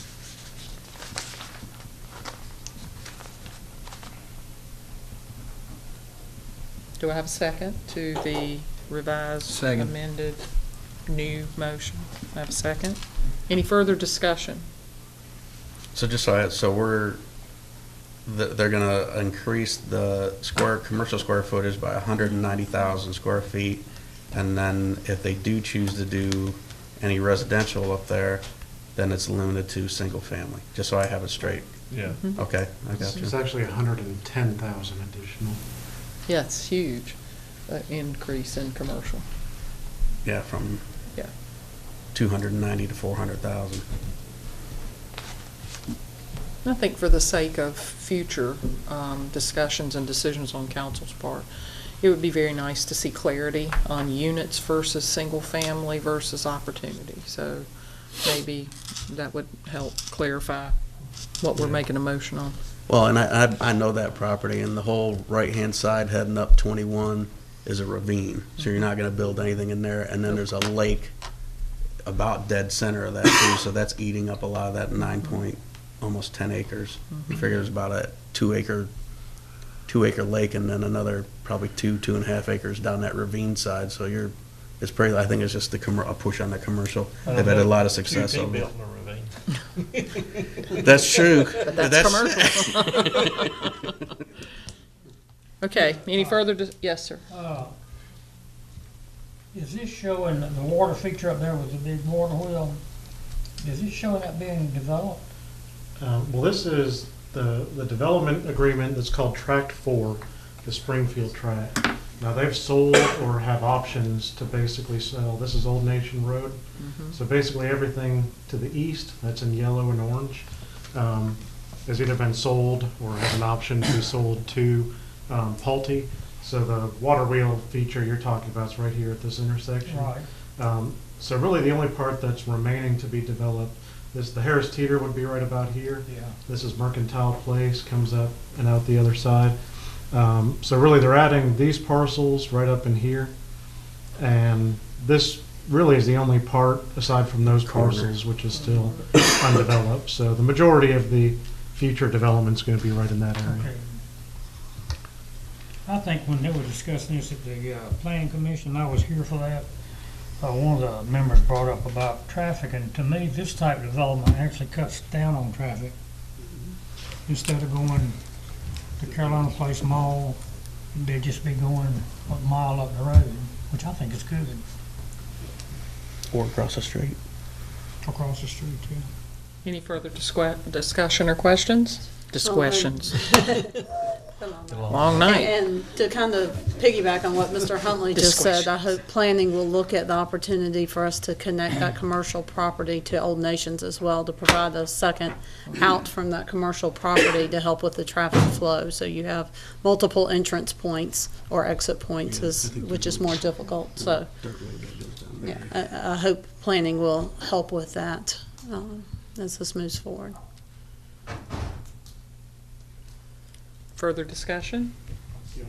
All those in favor of the motion as was stated by Councilman Helms, please say aye. Aye. All those opposed, nay. Unanimous. Thank you. Okay. New business item number 4, a resolution accepting Monterey Oak Circle, Montpelier Court, and Bella Vista Court in the Forest at Fort Mill Subdivision into the Town of Fort Mill Street Maintenance System, Ward 4. Mr. Moody, do I have a motion? I make a motion, we accept new business item number 4. A motion, do I have a second? Second. I have a motion and a second. Discussion. Any discussion? Yeah. This is, That means we'll be required to pave them if they need paved. We'll be accepting maintenance on them. this is a process that I think started Yeah. some time ago, Okay. multiple meetings ago. Any repairs during the first year would be covered under a 1-year warranty period. After that warranty period expires, they would be town-owned and maintained. And I assume, and this is an assumption, but that they, before we accept them into our maintenance system, that they have met the quality standards that we have set forth in a previous council meeting before they would bring them into the town?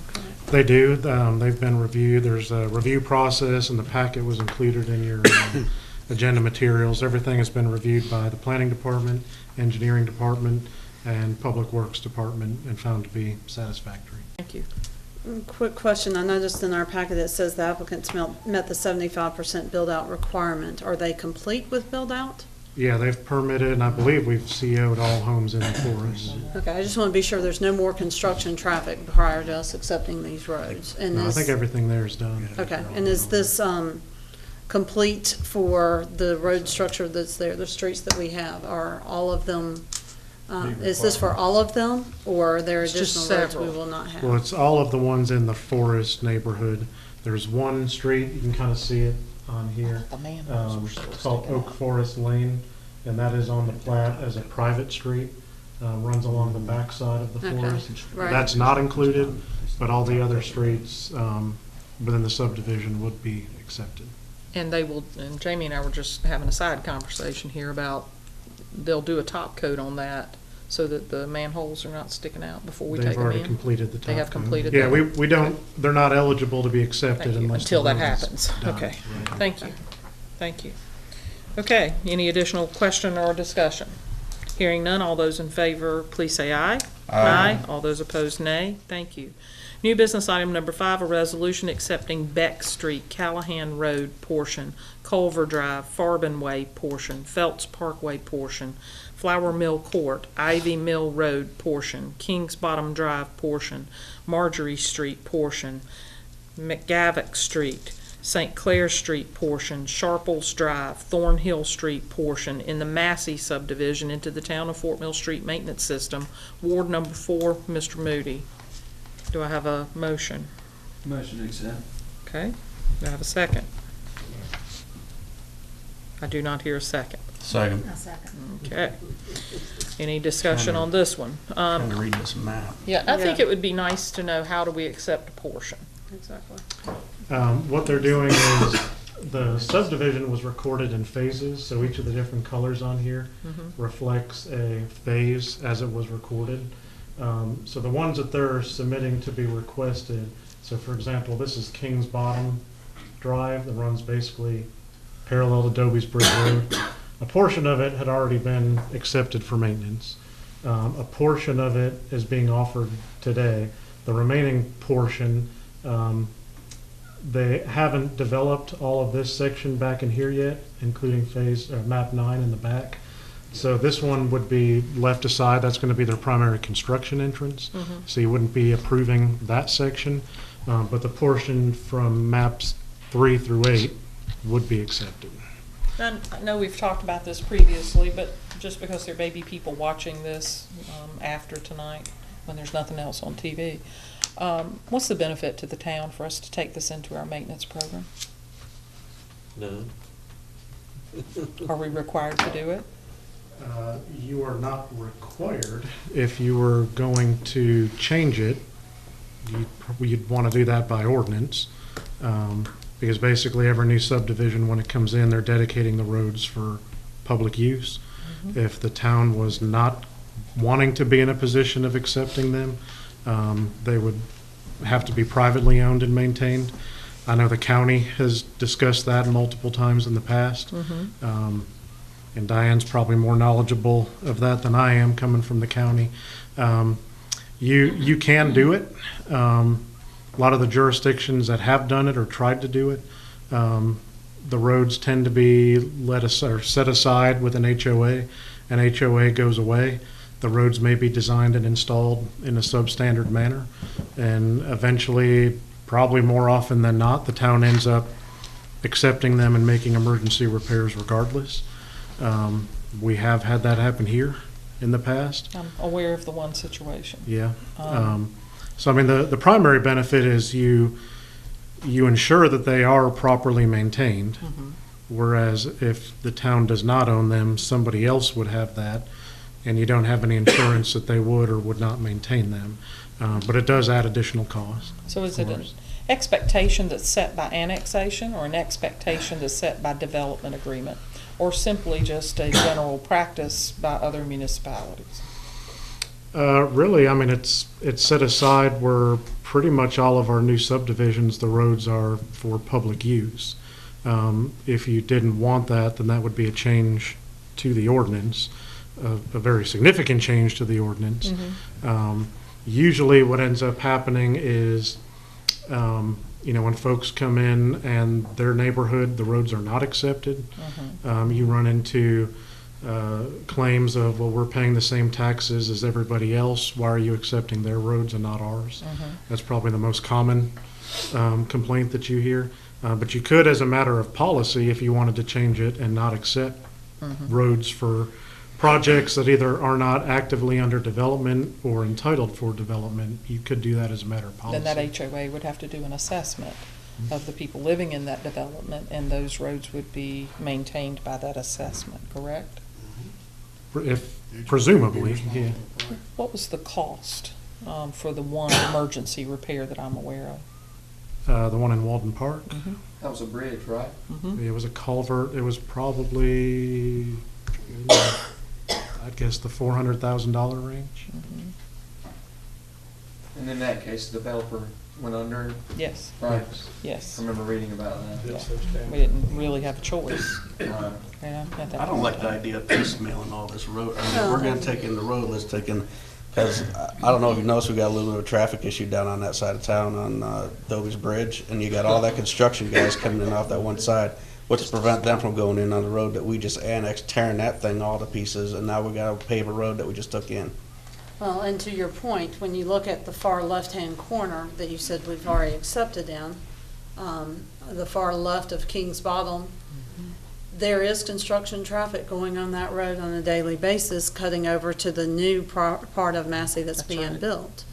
So we do have construction trucks going through this area, even though it's been built out for 10 years or 9 years. Correct. So I agree very much with you in that even though we say the construction trucks are going to go in this entrance, they don't. You know, they go through all the winding roads they can on a regular basis. Can we not wait until it's built out before we accept the roads? Sure. Well, the way the policy is worded is it doesn't necessarily go to a subdivision as a whole. So, I mean, if you have a phase or a specific map, if that phase or map meets the build-out requirement, then at that point it would become eligible. Now, whether you accept But it or not not, that would be a That's our vote. decision Yeah, of but now, council. and if we were talking about that whole section in the back, or at the top, I guess was what we'd be looking at, I wouldn't have an issue, because there's no reason for you to be back there. It's everything there at the front, coming off of the main road, coming into that main part of the development, using as a staging area. Yeah, I'm having a hard time with that. Mayor, I agree with Mr. Shirey, what all I do y'all are too. saying. The thing that makes this different and unique is and as Ms. McCarley said, you have to cut through the existing roads that would be approved to finish construction. And that's a problem. It is. It's a waste of money. I mean, and it's a housekeeping nightmare to piecemeal these things for Joe and them to keep up with. I agree. In segments. I agree too. And I know that's why he's got it colored so nice.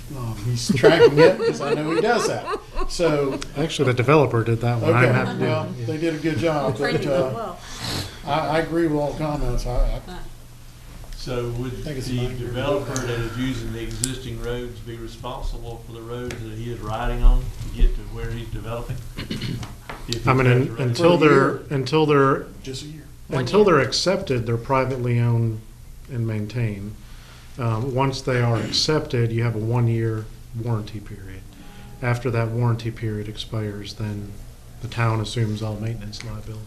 But there's no way to get that back loop without driving over the existing part that you would consider approving tonight. And we get a hot South Carolina August day where Yeah, where the blacktop gets nice and mushy, and then you got a 4-ton pickup truck with 7 yards With a of, tandem. yeah. Joe, they And then now you don't got a whole big come, mess. those construction trucks don't only use The that red far back right right. entrance. They use the very first one as well. Been Then they behind come over and then they cut back up there. You live there. Um, You I- see it all the time. Live there, Yeah, they work use- from home, see the Joe, trucks all out lots my in the window. back, Yeah, they right? use that as a staging I thought there area. was still They more park all the out trucks there. up there, and then they pull them in one at a time. They're and not then you- requesting the green. The green stays. Right, I understand that. I'm saying the I think it's red, terrible back that that's right. happening. What is the green Far again, right, Joe? far This right. side? Pickup Yep. time Oh, those at are school done. At an All elementary. those? Okay. What is the green again, Joe? The green and the red in the back, they are not requesting these to be accepted. And this would be their construction entrance. The red in the back still actually hasn't been recorded yet, so those are still to be developed. And then there's still lots up in here to be developed. So they're not requesting this green section here to be accepted or the red section in the back to be accepted. Well, in that case, they could come in through the east entrance, but as Ms. McCarley said, the cement trucks and everybody else are cutting through the existing road as it is probably. Correct. And there's still construction on those roads too. I think they're way off before I think they're jumping the gun a little bit. Absolutely. before I they- believe the motion on the table is to approve, and we have a second. Is everybody ready to vote? Yes. This end of the table ready to vote? All right. All those in favor of approving, please say aye. All those opposed to approving, please say nay. Nay. Ooh, I don't think we've ever done that before. Well, that was good. Woo! Okay, new business item number 6, request to approve an agreement by and among Kimbrell Fort Mill LP, Kimbrell Crossing Homeowners Association, and the Town of Fort Mill for community improvements related to the Kimbrell Crossing subdivision. This item is eligible for discussion in executive session. I'm going to ask for guidance on should we move to executive session prior, and I need a motion for that, please. Make a motion to move into executive session. I have a motion. Second. I have a second. All those in favor, please say aye. Aye. All those opposed, nay. Thank you. We will move to executive session and then re-adjourn back in the council chamber shortly. Thank you all.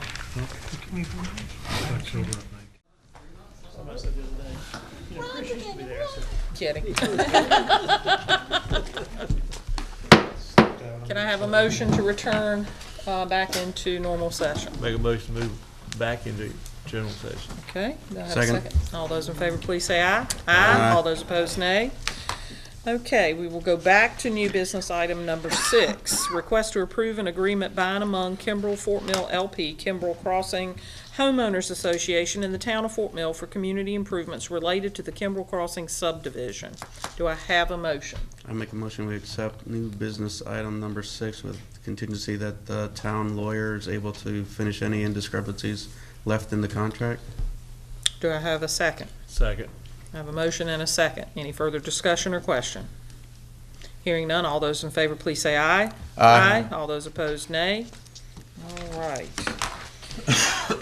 All right, we only have to hear from each of you, and we can go home tonight. Larry?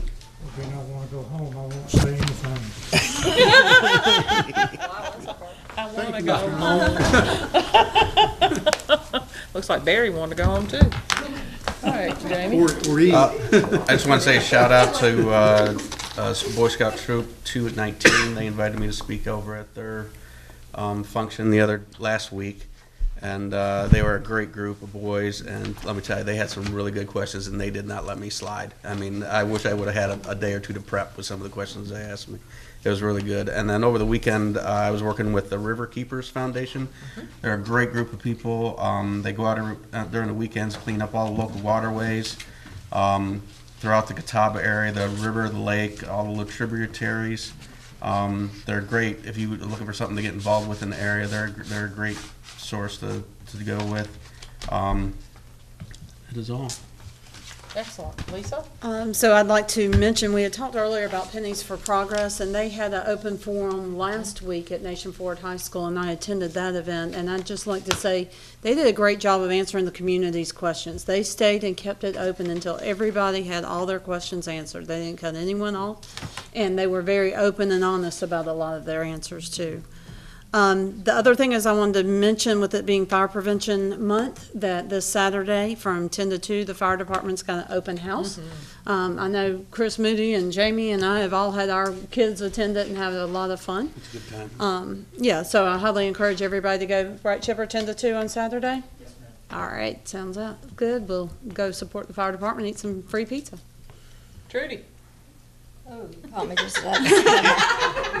had something in my eye. I can go if you want me to come back to you.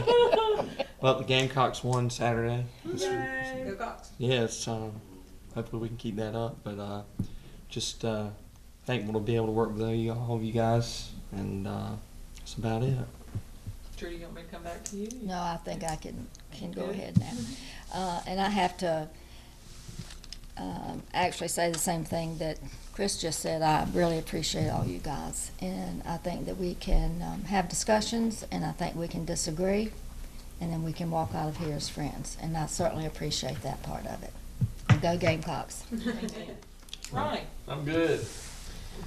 I only have a couple of things. One, I did meander into a thread of discussion by a county council person that was talking about whether they were to govern based on the ward that they were elected in, or if they were responsible for the entire county. And I think that every council member here not only does a great job of looking out for their corner of the town, but that once we're elected, we do and have become a team of people that collectively make decisions and support one another.